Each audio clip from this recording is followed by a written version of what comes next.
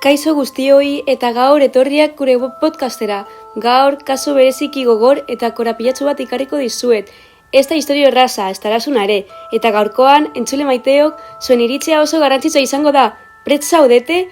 Az gaitezen. Mary Bell, kriminologia munduan izen beldurgarri eta bitxia bihurtu den neskatoa izango da gure kasua gaurko podcastean. Gure historioa Inglaterran hasten da. 1900 eta 1978 urtean. Maiatza da, Newcastle upon Tyne inguruko auzo pobre batean gaude, Benwell izeneko tokian, etxe zahar eta ezeak, langabezia, giro gogorra dago, eta han beste edozein ume bezala jolasean eta kaletan dabilen eskato bat, Mary Bell Flora, 11 urtekoa. Kanpotik begiratuta, ume arrunt bat besterik ez dirudi, ile iluna, tamaina txikia, begirada sakona, baina entzuleok, benetan, zer uste duzue? Batzuetan, kanpoan ez du barruan gordeta dagoen azaltzen. Agian, zuek ere horrela pentsatzen ari zarete. Baina entzuleok, Mary Bell, gure protagonista, ez zuen haurtzaro oso erraz bat euki. Bera, esan ume arrunt bat. Bere ama, bortizki hartzen zuten inolako azalpenik gabe. Belenengo irketa 4 urte mutiko bat izan zen, Martin Brown izenekoa. Maiatzaren 25ean, auzo osoa astindu zuen albiste batek. Martin Brown, 4 urteko mutikoa, eraikin abandonatu batean aurkitu zuten hilda. Ez zegoen zauri nabarmendik eta poliziak hasieran pentsatzen zuen istripu bat izan zela. Baina, eta zuek, zer pentsatzen zenuen? Istripu bat izango zela, ume bat, bakarrik, toki arriskutsu batean, istripu bat dirudi, ezta? Baina, egun batzuk geroago, auzoko eskolako komunean mezu arrarok agertu ziren, umen letrantzeko batekien. I killed Martin Brown. Poliziak pentsatun zuen ume txantxa makarra zela, baina zer esango zenuke zuek, txantxa hutsa ala seinale bat? Eta orain entzuleok hemen hasten da belentako iluntasuna.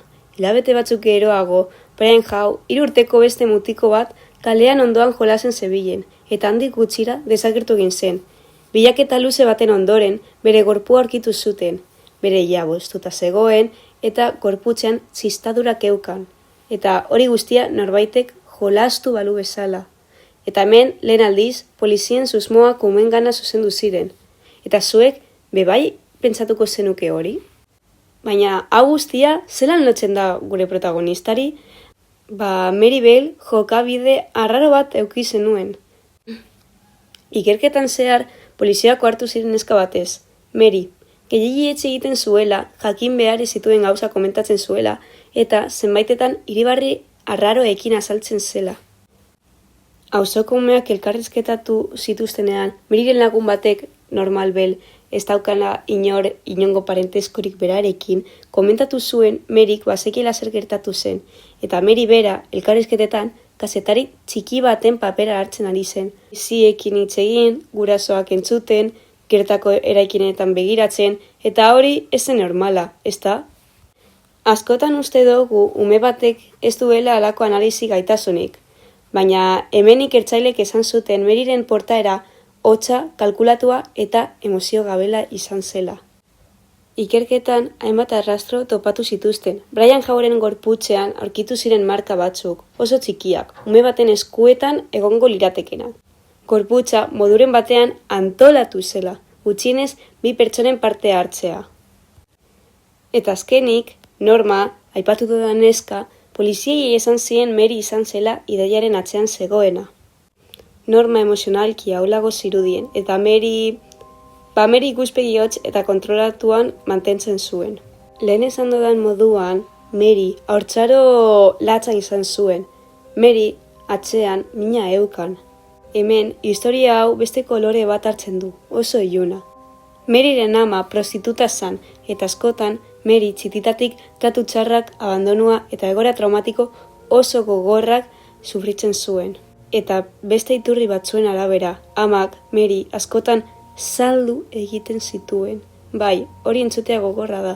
Oso gogorra, 5 urte eukitzen badozu. Trauma larriak jasatzen duen ume bat zelan konportatzen da? Bere burua nola eraikitzen du? Haur batek urteak daramatzean beldurrarekin, indarkeriarekin eta bakardararekin bizitzen psikologoek diote bere emozioen garapena eten egin daitekela, eta horrek, txarretan, eragin dezake beste ume batzuei erruki falta agertzea. Ez du justifikatzen, baina laguntzen du ulertzen zergaitik bi ume honek atxilatu zuela.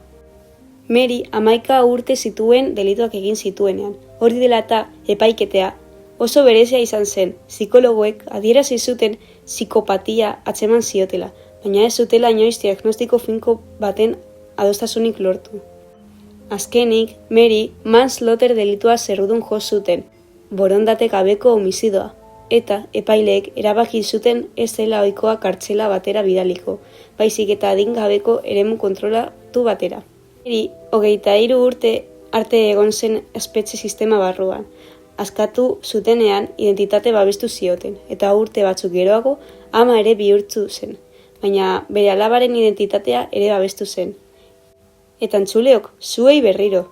Zuen ustez, justizia egin zen, ume batek egindako krimena ume gisa epaitu behar da? Nire ustez, Mary Bell oso hortzoro gogorra uki zuen, baina hori ez da justifikatzen ezer egindakoa. Mary Bellen kasua ez da ohiko krimen bat, ez da ohiko amaieraren istorioa. Hainbeste faktore daude tartean, pobrezia, trauma, indarkeria, gizartearen ardura, hezkuntzaren gabezia eta noski, bi ume txikiaren bizitza galdu zirela, hori ezin da ahaztu inoiz.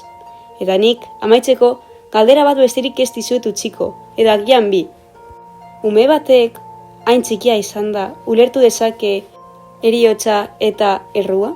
Eta bahar bada garrantzitsako dena, gizarteak non jarri behar du mugak? Zigorraren muga, errukiaren muga, babesaren muga, eta pentsatu lasai eta zazue, zer uste duzue? Eskerrik asko entzutegatik eta horrengoan beste istorio, ilun eta korapilatsu batekin itzuliko gara. Ordu arte, zaindu eta espero lehenengo podcast hau disfrutatzea. Eskerrik asko.